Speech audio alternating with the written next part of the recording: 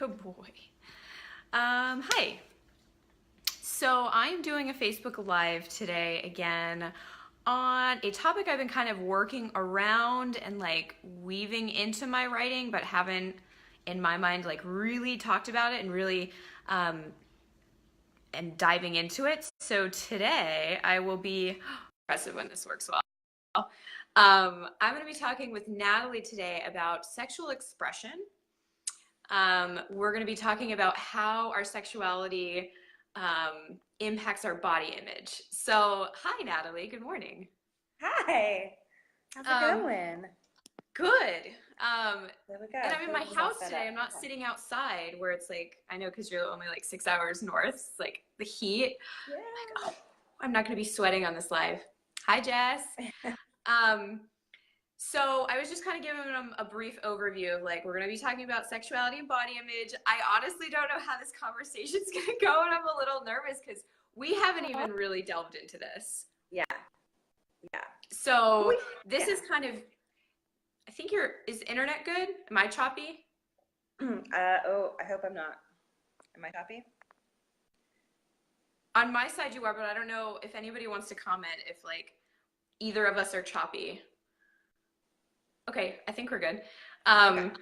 So I feel like this is going to be more like your thing, and I don't know, like I literally have no idea, but I'm really excited, and this is like a topic I've been so interested in, but I didn't know how to express it and like share it. So Yeah.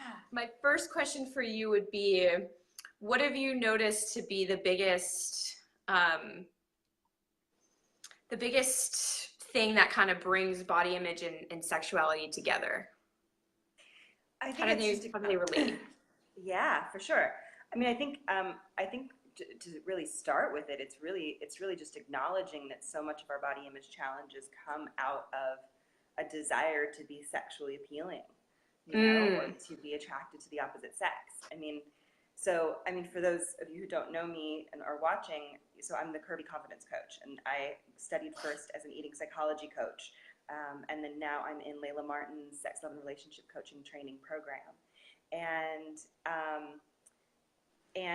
when we talk about body image, we talk about our relationship with food and body. I think we spend a lot of time talking about food and looking in the mirror and fashion and wearing a bikini on the beach and all of those things, but we're not necessarily talking about like the underlying reasons that we started to have body image issues in the first place, Mm-hmm. right? And um, it's not just the media, right? It's not just our mothers not talking about loving their bodies or being Mm-hmm. critical. It's the message that we have to look a certain way to be sexually appealing to either the opposite sex or the same sex, but just to have, a loving sexual intimate relationship with somebody. There's Mm-hmm. this false kind of belief that we have to look perfect in order to do that, right? So I don't know about you, but I for sure started my first diet when I was 15 and had a crush and was like, okay, how do I change myself so that Mm-hmm. I make sure that he likes me enough that he asks me out? Yep. Well, that's So, when I started too. Was like age 15, and I don't know if yeah. it was about like I think for me it was more about the control, but still like we've talked about like for me it's a lot about feeling safe in your body. So whether that's Okay. like physically your body is safe where it's not in pain, or emotionally where you feel like you're safe to express yourself and you're safe like growing into a woman's body, for example. Yeah, absolutely. Did Yeah, you did safety. you crash a little? Okay, we're good. Um, Somebody had said too, there was a post about that some women, like, you know, in our culture were shown like really, really skinny girls, almost like childlike, and Mm-hmm. that we were really warped around like what healthy sexuality is and what a healthy sexual woman's body feels like. Um, because I think that's a lot of girls like they diet really hard because they think like, oh, like a sexual body is really, really skinny, Yeah, you know? yeah, And it's like, absolutely. Yeah, I mean, we got that messaging all over the place, right? From advertising and Victoria's Secret to movies and seeing actresses, on screen who had these perfect bodies or body doubles that weren't even the actresses, right? And then mm-hmm, eventually, mm-hmm. like Photoshop and all of that stuff. Um, yeah, yeah. It's it's interesting to think about. I mean, I'm curious to see if for anybody who's watching live too, if they wanted to comment, when did they get the message that their body wasn't what it should be, or what it's supposed to be? And what did you start doing to try and change it? I would be really curious to see if anybody wanted to jump on and just share with us about that. And this is and this is more personal stuff. So we always appreciate some vulnerability from you guys. Yeah. I think we had talked too about like, for me, it's been hard to express more my sexual side and feeling safe with my sexual side. Not necessarily tied in a body image, but being nervous about how it's received, like as a woman. So I was writing a post the other day. It take me like days to write a post. And people are like, I love your writing, right? And I'm sure you can relate. It's like, spend a lot of time writing those posts. Like it's a lot of working. It's very personal. Like there's a lot of stuff that's like brewing when we write those. So I was writing a post about like how a woman is told like, be sexy, but don't be too sexy. Like be conservative, but not too conservative. And it's like, well, what is right? Confident, what is appropriate? But not too confident. Exactly. That was another thing that I wrote. And it's hard to like balance that line. And then of course with the whole like kind of the rape culture of being like, well, what did you expect? Or you asked for it. So it's like you get into this place of like, my body isn't safe. Like expressing my body in a sexual manner is not safe, because then that means I'm going to be causing, somebody to say something that's inappropriate when really it's not your responsibility. You know what I mean? That's that person's responsibility. Yeah. Well, and I think I think we want to come back to actually even shifting that into like, it's really more of a sense that the world isn't safe. Right? Right. We're not safe to be in the world as ourselves. Yes. So we can work as much as we want on our own individual self-expression, but ultimately we go back out into the world and we often get that feedback, like that negative feedback that you're too much, your sexuality is too much, your body is too much, your voice is too much. And it's so there's such a cultural factor as well in it. So like, while we can do this work to become more sexually self-expressed and personally self-expressed and all of those things, we still go out into the world and are met with, rape culture and fat shaming and misogyny and the patriarchy, So, and at the same time, I think it's really important that we continue to do this work, and the more of us who are doing it and becoming or really allowing ourselves and giving ourselves permission to be ourselves in the world and to be our full selves and to unshame what that means, because there's so much shame tied into to being sexual beings and to just being comfortable in our bodies, and the more of us who do that work of kind of breaking free from those matrices, right, of bullshit, I think the more we can start to shift the culture just as a collective, Yeah. Because it'll reach a tipping point where like it just has to shift. Like that's my hope anyway, and the intention I hold in my heart. That makes me feel really good and confident. And I had this conversation with my partner last night, because I was saying like, actually yesterday, like I created a new business name. Like I'm going to rebrand everything. So I'm like, my business name now is the FemPro, and it's very only inclusive to females. And I've really enjoyed like reintroducing men into my practice and working with men and like respectful men. And that was really hard for me. I was unfortunately not surprised other women could relate, of like, introducing men into a coaching practice where we're getting intimate, we're forming relationships, lines can get crossed. But I was saying like, I can't just continue to like block that out and just like have that be my narrative, and like, and I've been slowly like getting more comfortable being more of myself, which is more, I've noticed like, I have more of a sexual side than I allowed myself to have for most of my life. And I'm like, like it feels so relieving to like express that, and especially being with a partner who's very masculine man, but is able to like make me feel very safe within that expression. So that's been really good, and it makes me feel happy when you're like, like that has to just shift the whole collective of it. Like, and that's what I told too. I was like, I have to be a good example. Like I have to I can't just live in fear, or like have this kind of distance from men because men are great. Like we shouldn't fear unwanted attention like that, you know? It's hard. It's like you're really rubbing up against sometimes past trauma, like past Yeah. harassment. And you're like, I don't want to go there, but Yeah. what's the alternative, you know? Yeah, I mean, we are in a society, especially in the States right now, where unfortunately, like, there is an energy, like an angry, resentful, contemptful energy against women, and we feel it. We feel it every day. And Mm-hmm. you know, I've done about 4 years, 5 years of work on kind of healing my relationship with my body image, right? And Mm-hmm. that was mostly good. I was like, I don't really care how I look naked. I don't care how when I wear a Mm-hmm. bikini. I did those. I facilitate workshops where I help women wear bikinis on the beach, Mm-hmm. for the first time, right? And they were even reflecting to me. They were like, look, this is all well and good, like when we're in a group of women together on the beach, Yeah. and a lot of them have since gone on to continue to wear bikinis on the beach, which is great because it gave them that kind of like embodied confidence, Mm-hmm.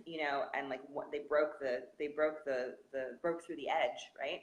Mm-hmm. But I went down to San Diego last year to Black's Beach, which is a nude beach, because I was like, let me go to the beach, and it's a nude beach. This is so cool. I'm comfortable in my body. This is going to be awesome. And I went by myself, and I was like, I That's didn't really think about the safety factor, Yeah, that's bold. I don't know if I would be that brave. Yeah, I tend to be kind of bold, and then I go back and go, what did I Yeah, just like do? what did I do? And I laid out my blanket and I had my book, and it was like it was I realized that like I was super comfortable in my own skin, right? Mm-hmm. But then suddenly the male gaze started turning, Right. and I was like, oh wait, when I let down the wall of shame around my body image, right? All of a sudden I'm open, and um, and it was like I felt like I was a beacon to the predators, which Yeah. really freaked me out. Oh my God, yeah. So and then so I had to kind of like put on a wall again, like a bit more of like I kind of turned on my inner New Yorker and was like, don't you fucking come near me, Mm-hmm. Oh. like, um, which I guess the point of that really is like like when I'm in Europe, I don't feel that same to the same degree the predatory nature, and I think there's something to do with the culture that Interesting. we live in. Um, oh, I'm good. If anybody wants to comment if the video is getting clunky, because like I can yeah, see you and hear you fine. I think we're okay. I It's think we're okay. I don't know I'm just I don't actually have Wi-Fi where I am, so I'm just on my cell phone right now. So Oh, hopefully okay. it's I think it's better. I think it's good. Yeah, yeah. Um, So that's I found like when I was in the Mediterranean swimming topless, like it was cool. I didn't feel like I yeah. had like a lot of male gaze to like combat or not feel safe Mm. around, right? But being in the States where it tends to be less normalized, right? To just be comfortable and being naked in our bodies. And then it's like, well, there's this presumption that I'm there because I want something, you know? Mm. So Yeah. that was kind of the energy I picked up from. So when we're releasing our issues around body image, the thing is, a lot of us struggle with weight because it does act as protection. Yep. And oftentimes weight comes on after a sexual assault or a Mm-hmm. negative experience where we feel shame or we feel like we don't want people to see us. We don't want our bodies Mm-hmm. to be we don't want Seen. ourselves to be seen. We don't want our Mm-hmm. bodies to be seen. We don't want to be victims of something, right? There's a fear around that. Mm-hmm. Um, and so when we start to heal our relationship with our bodies and our body image, we start to lose that kind of protection that we've created. So we have to replace it with like energetic protection. And I've noticed this a lot Mm-hmm. in the women in the sex, love, and relationship coaching program. We talk about this all the time. it's like the more empowered and embodied you are in your own strength, your boundaries, your voice, then you can start to replace the protection Mm-hmm. to a certain degree. And yet, again, we're still in a culture where there is a lot of violence against women. But the more confident we are, the more embodied we are, the more we are um, just truly kind of like in our essence Yeah. and expressed, I feel like the more um, there becomes a different kind of layer of protection. Mm-hmm. No, you're right. And it's like hard to explain. And I find it very interesting that you say like when you were overseas, there wasn't as much like fear, that kind of protective mechanism that turned on you. Because I was in Greece several years ago and we were at the beach and yeah, a woman was swimming topless and like it seemed really natural and like there weren't dudes like ogling or whatever. So that's interesting you say that and kind of encouraging that if they're able to do it, then we're able to bring that same energy to the States. And yeah, because I think that's way more healthy. And I have totally experienced the protectiveness. And I noticed like the less jaded and like super protective I am about my body, the better it is. Like the more I'm able to actually welcome men that are respectful, that are going to respect my boundaries.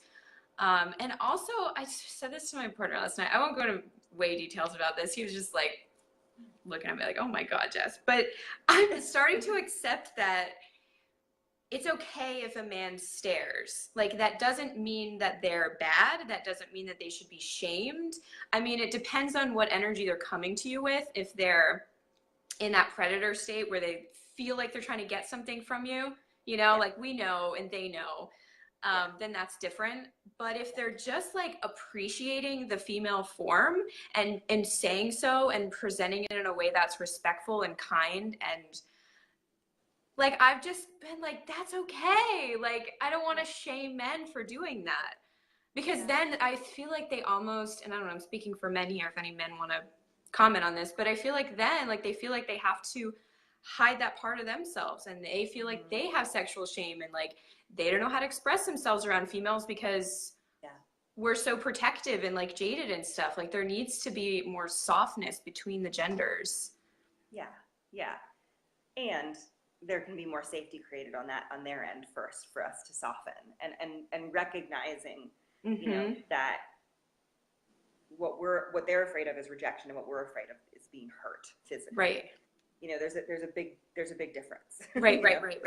But I do agree. I think on our end too, there's also a lot of complexity around receiving attention.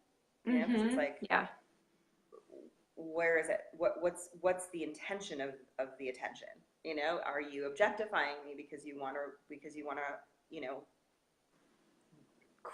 violate me, or are you genuinely appreciating the beauty of a woman? And I think the more that we can also appreciate our own beauty, we can start to also even tune into the differences of that. Yeah, that's so true. But because we're all, so many of, I mean, we're all empathic, I think, in the end. And it's just a matter of understanding that we have intuition. And the question is it fear or is it intuition? On our end. And the more tuned in we are to ourselves and to our bodies and to our sexual energy and to, when I talk about like empowerment, because sometimes I don't love the term, but sometimes I'm just like, I can't, that's exactly what I feel like I'm doing, because when we heal our relationship with our bodies, we can feel our intuition, we can feel the sensations, and we start to relearn how to trust them, because diet culture and, like fitness culture, that's not the way you're doing it, right? But like the old paradigm diet and fitness culture teach us not to trust ourselves, and 100%. we've already gotten ton of messages, whether it's in toxic relationships where we've been gaslit or invalidated, or just like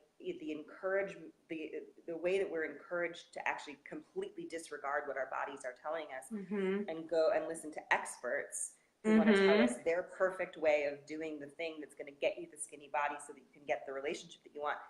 You Right, know, right, all of those things just bit by bit by bit by bit erode our own self-trust. right. And so to create safety and to rebuild our self-confidence, we have to rebuild our self-trust. Mm-hmm. So that's why kind of doing the inner work of listening to our intuition, doing intuitive eating, intuitive movement, like thinking about, how to listen to and trust our bodies in all forms, from food to fitness to sex, that also helps to rebuild our self-confidence, and then show up in the world in a way where we can meet those different stimuli, right, in different Yeah. ways, with more resilience and more trust in our own intuition. Is this a predatory energy, or am I just not receiving something that could be really beautiful? Right, right, right. So yeah, That makes a lot of sense to me, and it's like something I've yeah, personally been going through. That's why I'm like, yeah, like I've been experiencing all that. And I was talking to somebody yesterday about like your body knows before your brain tells you, basically. Like you, that's in all of us. I think there's this idea that like intuition is only for like the woo people or the spiritual people. It's like, call it instinct. Like I notice men will call it instinct. It's yeah, like it's the same thing. Like we're all animals are have it. You know what I mean? Like they know when somebody's watching them. You look and make eye contact, right? So I think yeah, like we've shut it off from cultural conditioning and being marketed to of like you need my product or whatever. yeah, yeah. So and yeah, you can become jaded, and then you lack that trust, and it's something I've been continually building in myself. It's why I Mm-hmm. wanted to start going to Krav again, which I said I was going to do it, and I did it for like 6 weeks, and I didn't do it. So I'm publicly announcing I'm not doing Krav right now, but I wanted to go back because Krav Maga, self-defense. Um, I want to go back in August. Is like they show you how to know when a situation feels bad or whatever. Like they teach you Cool. how to scan, and they teach you like how to feel like deeply safe in your body without being like without thinking the world is against you, which I was afraid about doing when self-defense. I was like, well, I don't want to become more jaded and like more protected and think that I have to be like aggressive and dominant when I go out in the world. And I was surprised that that's not the way that good Krav or good self-defense is taught. It's like it's knowing what feels good in your body, knowing how to react quickly if something happens, but knowing that the world really is generally safe. I Yeah, was like, oh, that's what I need. yeah, yeah, yeah. Because It's that hard. does It's take hard. time. Yeah, and it oftentimes doesn't feel safe because it there's there it triggers some shame, when we hear messaging. Like there's I was having a conversation about fat bodies versus thin bodies, and body image, and being out in the world, and Mm, at the end of the day, somebody who has a fat body or a bigger body is going to receive more negative feedback, yeah. right? So the world is going to start to feel more and more unsafe, Yep. versus like, there's thin privilege, truly, that, Mm-hmm.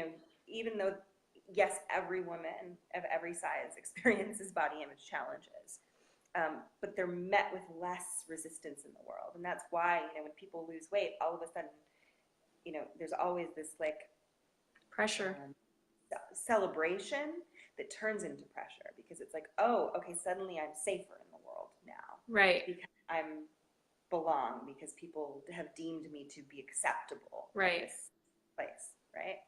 So whether it's to do with weight or sexuality, we're getting messages a lot that like, don't be too much, or don't take up too much space, or you know if unless you look this way or act this specific Mm-hmm. way, I just wrote this you the know other day.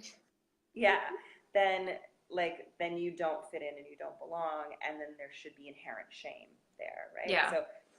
So to me, creating that sense of safety, where like the world is inherently safe, is really about releasing shame from your own experience, so that when you are met with those things don't get triggered.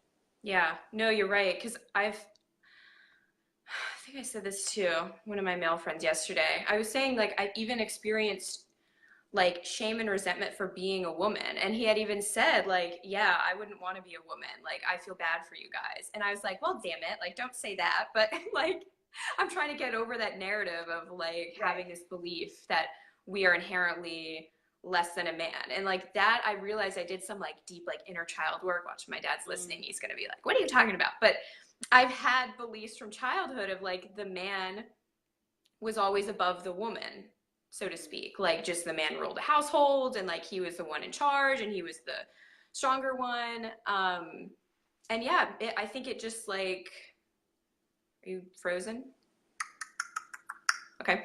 I think it rooted like in my subconscious of like, Take a breath. are we good? Mm-hmm. Okay.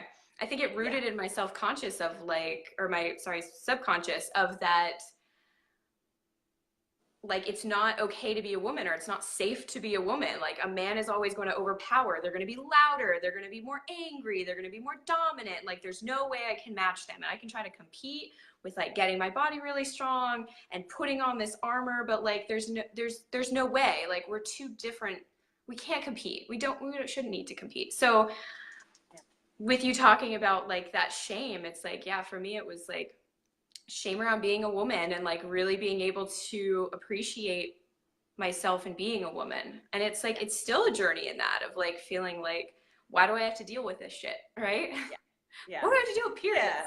But there's so much like you're damned if you do, you're damned if you don't, right? Yeah. Like it's like, okay, well, I can either completely hold myself back and dim my light and disappear, right? Because that's the message that we're supposed to get.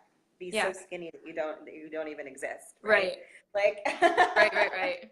You know, or I can be myself and be sexually, you know, be self-expressed, be sexually self-expressed, be verbally self-expressed, you know, take up space and be this like amazing, like energetic, magnetic, fun, powerful woman, but then that's not also really accepted or embraced by everybody, right? Well, especially and like even women will be like, no, you're no wait, that's no, that's too much. I've done that too. Like I've looked at women. I'm better about it now. But I've looked at women and I'm like, kind of like, who do they think they are? You know what I mean? Of like, they're being too much. Now I have to stop myself and be like, well, wait a minute. Why are you triggered or activated by what they're doing? It's usually because they have something I want. And like, I'm envious of like, wow, they're able to express themselves and I still have stuff to do to like break down those walls so I can, you know, kind of emulate what they're doing. Yeah, and I think that comes out, like if we're bringing it back to sexuality for a second, I think that comes out in a lot of like, you know, internalized misogyny and slut shaming of each other, right? Oh, yeah. I mean, I recognized before I did this program, or since I've been doing this program, how, you know, how guilty I've been of slut shaming myself and others, right? Like, and it's like, well, don't be too sexual. Don't be too open. You're just asking for it, right? Like yes, I freaking hate that line. Yeah, I know. So, you know, I think there's, you know, I think what we're getting at here is too, like, really, the more I've healed my own relationship with myself, the more of a feminist I've become. You know, the more I've been able to love the experience of other women and to celebrate, you know, the empowerment of women and releasing competition and judgment of others is really about dismantling your own internalized misogyny. You know, and it comes from jealousy, and it comes from, you know, well, there's part of me that really wants to be that open and wants to be that expressed, and then there's this part of me that feels like, well, I'm not supposed to be, or it's not safe to be, and then we twist it and project it into hating each other. Yep. Well, and I think too, like I've seen women who are really sexual and beautiful, and I'm like, I feel this protective sense too. It's like I feel like I need to protect them. And it's the same sort of projection of like, wait, like I should trust that woman. Of course, you know, if I see a woman and I see a man like kind of being sketchy, like I have my eye on that man, I'm like, I'm gonna go take that man down if he touches that woman. But in general, like on the internet, if I see a picture or whatever, and like a guy writes a comment and I just get just like, what the fuck you say to her? But also knowing, like, trusting that that woman has got it. You know what I mean? Like she can hold her own, and if she needs to call upon other women to help her, or if you get kind of that tip off. But that's another thing I noticed too is like that protective motherly sense of like thinking other women shouldn't be too sexual because then they're not going to be safe and they're going to get hurt, Yeah. and I don't want to see other women get hurt. Yeah. So Yeah. And that's really kind of how we started talking too about, fitness and being stronger.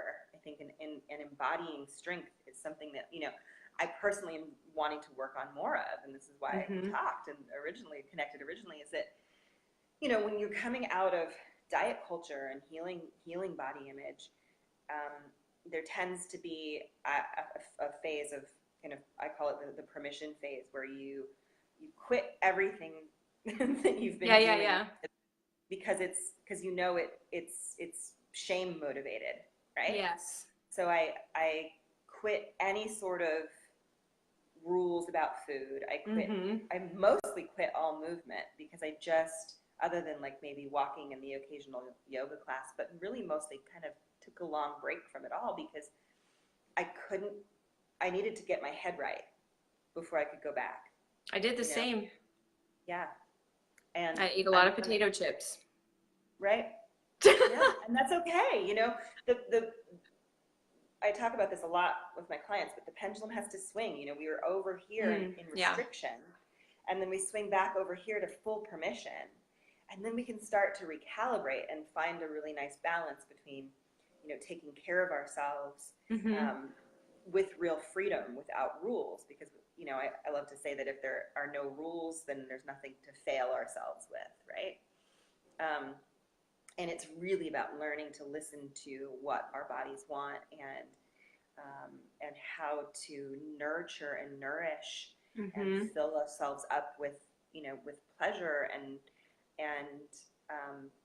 play and I'm coming back around to, like, especially probably since Wonder Woman came out, to be honest, I'm coming back around to this. What? I don't like sitting and watching movies. Like, I saw Jurassic World, and that was like the movie of the year for me. And now I'm like, okay, I'm done watching movies.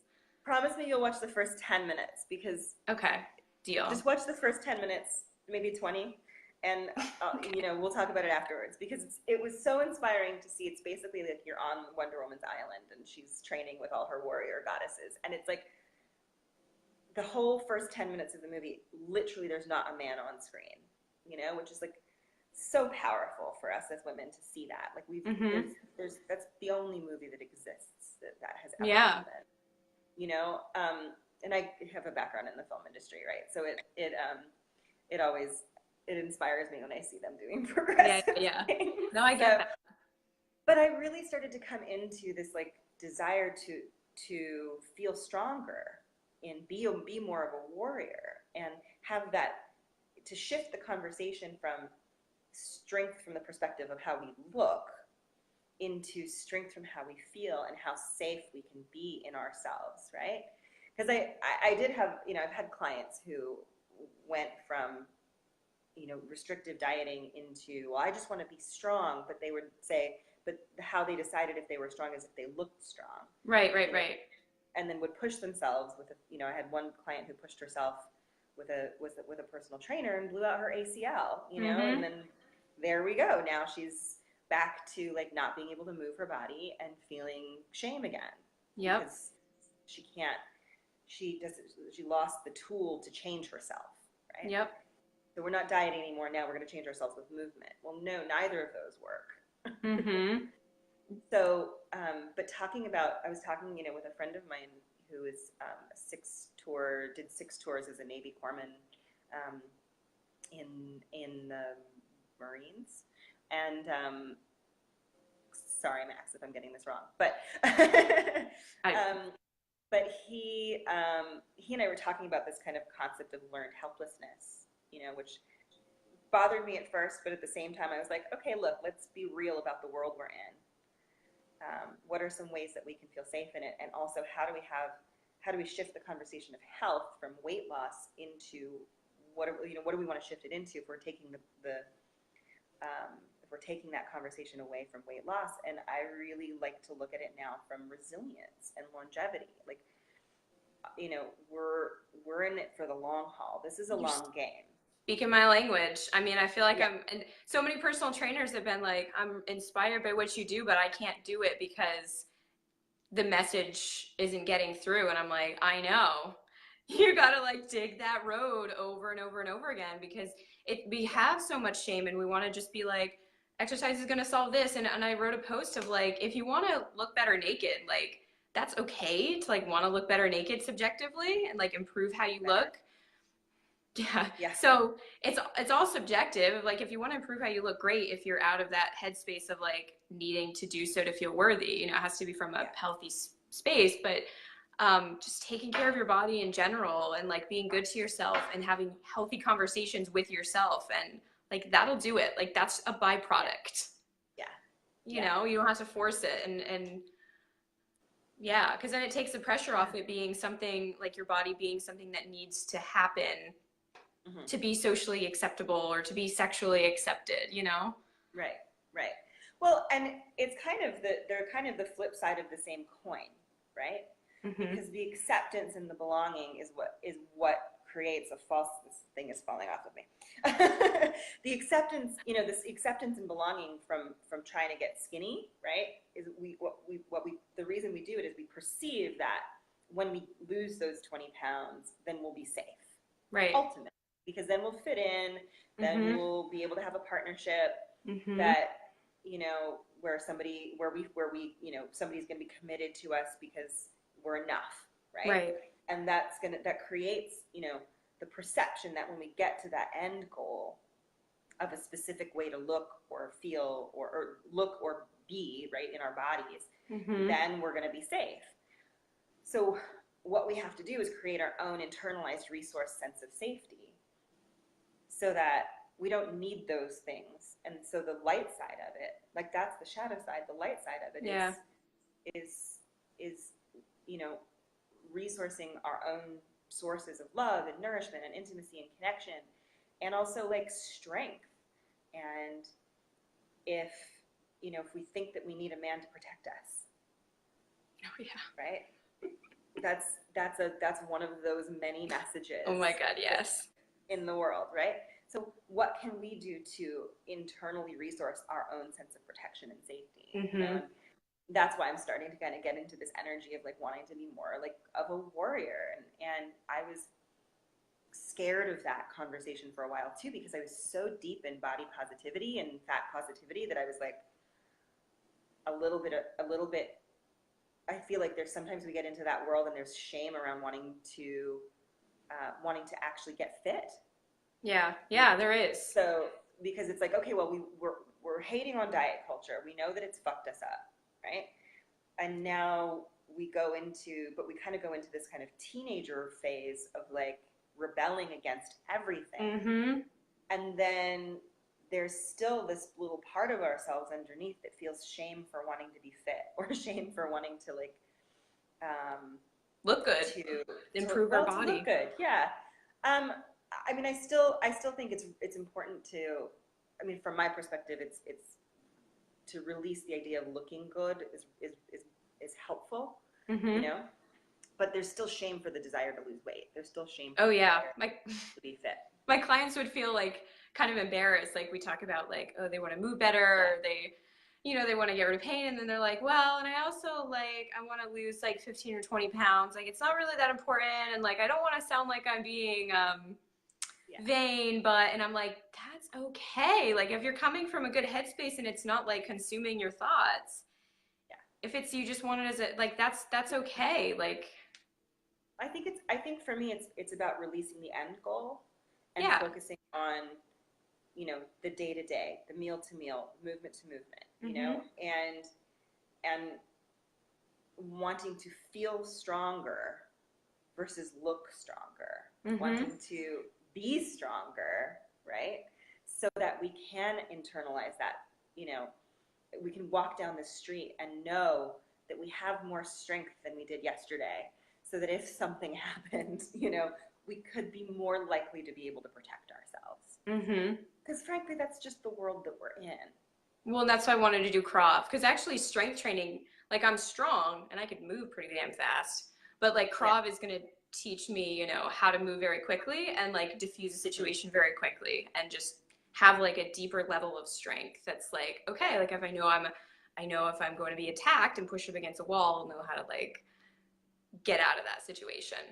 But this strength, like when I went to my first self-defense class, I'm like, man, like if I wasn't strong, this would feel nearly impossible. Like your strength is absolutely, it's like the foundation. Like you can't survive without strength. Like literally, it's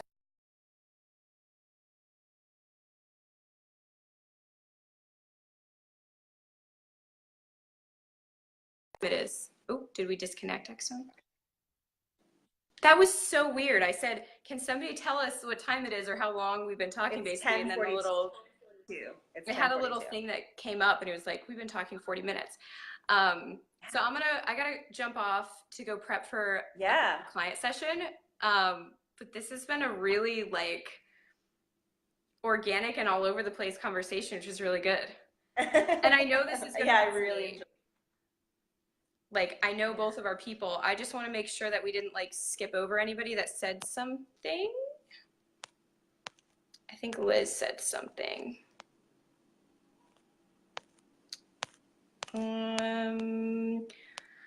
Liz was saying I was in 6th grade, so that was when we were talking about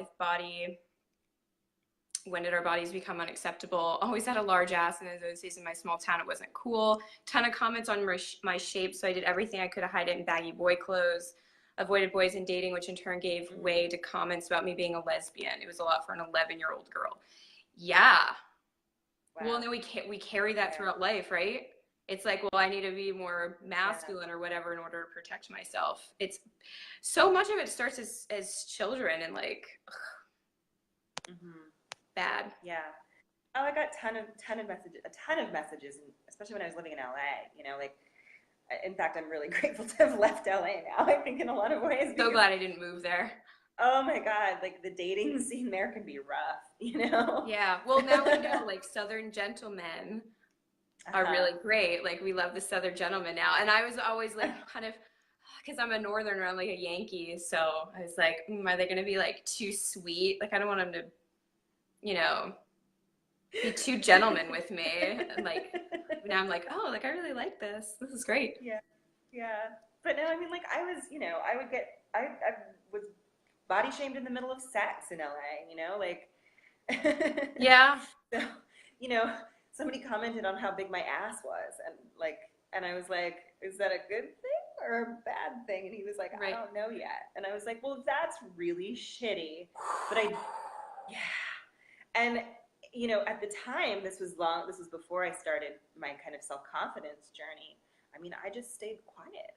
Yeah. You know? I didn't say anything. I just let it keep going. And then I felt shame for allowing that because it felt like a real violation. Emotional violation. Appreciate me, you know? You know, and then what happens with that is like if we haven't spoken up, you know, I didn't go like, you know, get off me and get the fuck out, you know, which is what I would do now, you know. Hopefully, I'm still working on self-confidence and self-expression. It's still a journey, you know, but yeah, then we walk away with our own shame, and then the message is like, okay, well, yeah, my body's not okay. Yeah, you know? Yeah. And it's like, what are those experiences? I'm sure I probably went on a diet the next day. Yeah, you know? Yeah. So it's our job. It's our job to speak up, and that's why I think like both of us are kind of in this place of like, you know, especially as people who are more leaders and trying to create an impact, like it's really important for us to, you know, walk the walk, walk the talk, whatever, to like, you know, like this is possible, like we can move through this, like we can shift things, like we have to be the shift, really. Like there's no other way to do it. So I'm gonna hop off. Yeah. Thank you. A lot of people jumped on too. I see like a ton of things. So hopefully you guys can watch the replay as well and leave us comments. Friend request Natalie because she is a very smart woman in all this. And thank you for coming on with me. Yeah, thanks for having me. This is really fun. Yeah, I love Facebook Lives. So at least with other people, I don't like talking about myself because I feel weird. I'm like, I'm just talking about the camera, but like conversation, I'm like, oh, this is so good. So let me know if you want to do another one. We can pop on and we'll keep in touch. Totally. All right. Awesome. Bye, guys. Thanks, guys, for tuning in. Bye. Bye.